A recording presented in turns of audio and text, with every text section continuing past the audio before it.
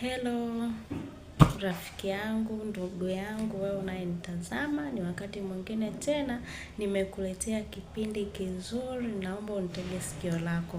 Kama ni mara ya kwanza unaniona, usisahau kusubscribe, kulike, kucomment na kushare video hii kwa wengine wapate kujifunza zaidi. Sasa leo nataka nikufundishe mahusiano ni nini. Unanielewa? Mahusiano ni nini? Wengi huwa wanadhani kuwa mahusiano ni kulala, mahusiano ni kufanya mapenzi, mahusiano ni kupeana kama mnavyojua, lakini mahusiano sio hivyo. Mahusiano tusichanganye kwamba mahusiano ni kulala tu, mahusiano ni kufanya mapenzi, no. Mahusiano, kitu cha kwanza unachopaswa kujua, mahusiano sio kufanya mapenzi tu. Mahusiano ni kushirikiana na kuthaminiana. Ukiwa na mwenza wako, mthamini, mheshimu na mshirikiane. Hayo ndiyo mahusiano. Kitu kingine, mahusiano sio kufanya mapenzi tu, ni kujaliana na kusaidizana.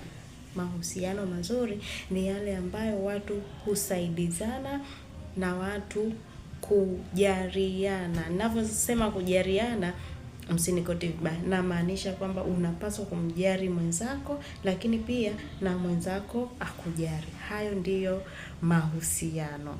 Usichanganye kwamba mahusiano ni kulala tu. Kitu cha tatu, mahusiano ni kuaminiana na kuelewana.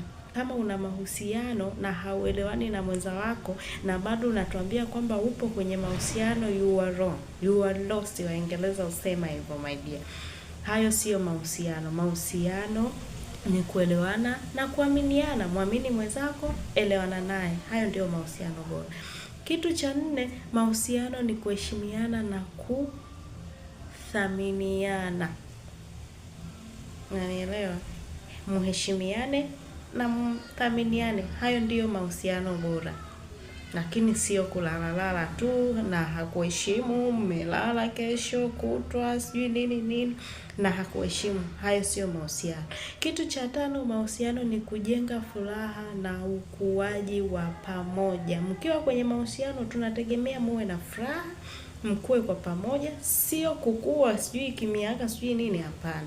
Mkue katika uchumi, mkue katika upendo, mkue katika vitu mbalimbali. Mnaweza mkatofautiana miaka, lakini mkakua kwa pamoja. Kwa hiyo ndio maana sahihi ya mahusiano. Kama hamheshimiani, hamthaminiani, hayo sio mahusiano. Kumbuka kuwa mahusiano sio kufanya mapenzi tu. Utanishukuru baadaye. Share kwa wengine wajifunze.